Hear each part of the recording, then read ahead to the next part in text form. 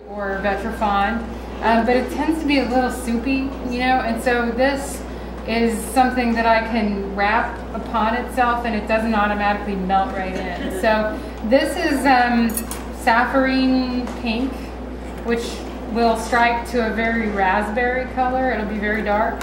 And this is their creamy, wonderful petal pink.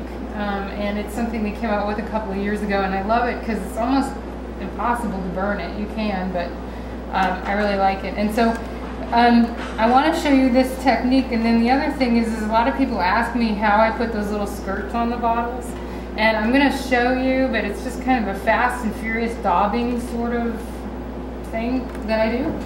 I always make sure that I have a marver handy, and if you have a torch mounted marver, that's great. I like to always have my handy dandy cheese knife.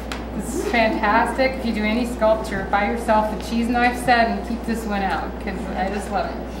I have some good tweezers, and I have a little mini masher, fantastic. And I need to be able to create feet on my bottle, and so I can't use big barbecue mashers. I like my little mini mashers. So let me go ahead. Concentrator, but it's a pretty darn strong one. So I have been known in a demo when using oxygen to work a little too fast, but I'll try to. So this is, you know, you have the little tiny mandrels that are the 1/16th, right? And then you have the 3/32nd, and then you have the 1/8. So this is a 1/8. And I dip it, you know, it doesn't have to be dipped very deep because I am only going to be using about 1.5 inches or so of this mandrel at the base. And the first thing that I'm going to do is create a neck on it. And you know, this is so strange because I can create a round bead with my eyes closed just because I've been doing it for so long. But man, try to get an on-center little bead to make the neck of a perfume bottle, and there's just something wacky about it. But so I always pull the ends off my glass because I don't want little scratches or bubbles, so let me do that.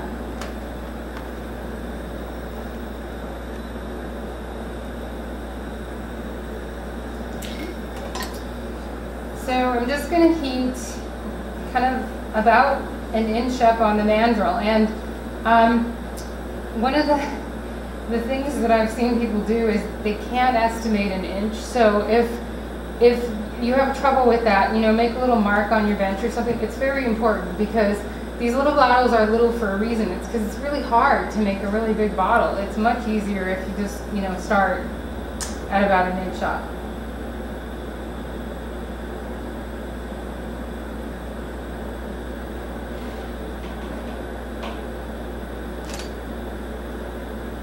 So I'm just wrapping on a little base bead. Have to be pretty or anything because I'm gonna marver it very quickly here.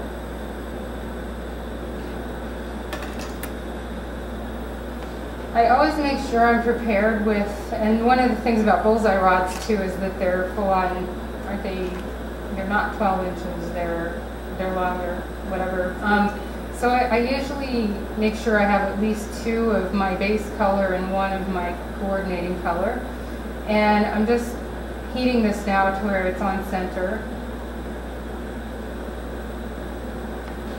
See, there are some days where I can just play with this for the longest time and not get it on center, whereas I'm just making a bead. It's no problem at all.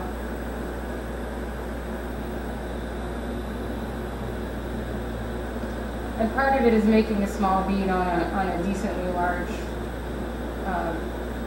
mandrel.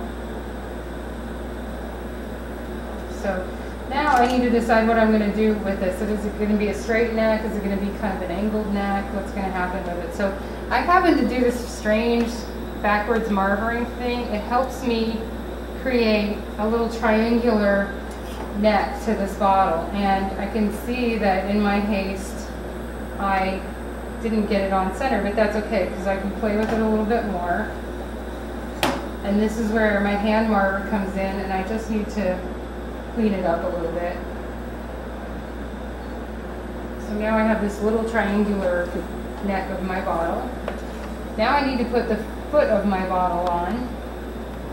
And it's a little bit of a dance because if you forget about the neck and then hit it with heat, you know what will happen. It'll crack right off, and not a good thing.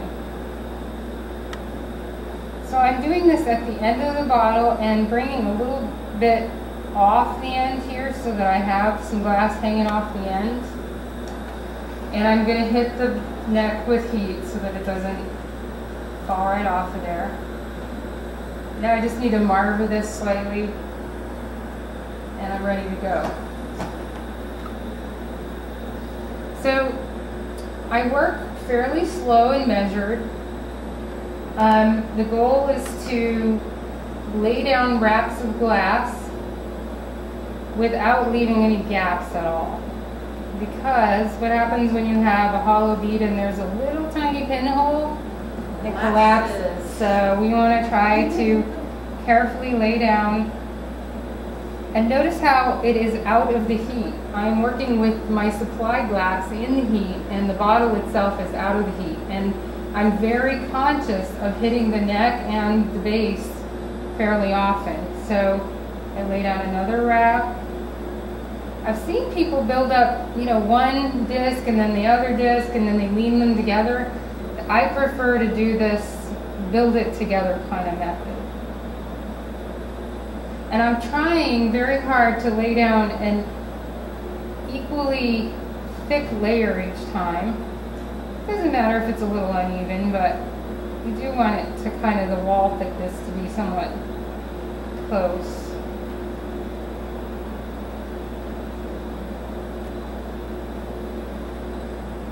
And I just love the thickness of this glass. It's just soupy enough to stick to itself, but it's not collapsing in the heat.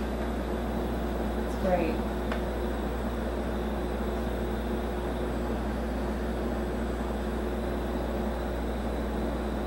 If any of you are my Facebook friends, you heard the story the other day. I was about finished with a perfume bottle, and my cat, enjoying the first nice day of spring, who never gets to go outside, she just was hanging out in the backyard for a little bit, discovered the window was open into the garage where I work. And she jumped in, she's 16 years old, almost 17, jumped into the window, onto my workbench and across my flank, setting herself on fire. And since she's deaf and pretty clueless at this age, she was like, what? No big deal. She did not hurt herself. I saved the perfume bottle all as well. Wow. It was scary to have my cat on fire. Yeah. I mean, really. So I'm hitting every piece of it with heat pretty often. I don't know if you see that. I dance back and forth. I decide it's gotten some heat and it's time now to put on another wrap. And I was showing someone this the other day, and I'm mentioning I'm not doing this fast. See how slow I'm working? I have to do it slowly or else I miss pieces where I've left little holes. Or I think the biggest mistake you can do in any kind of glass is to get into a rush.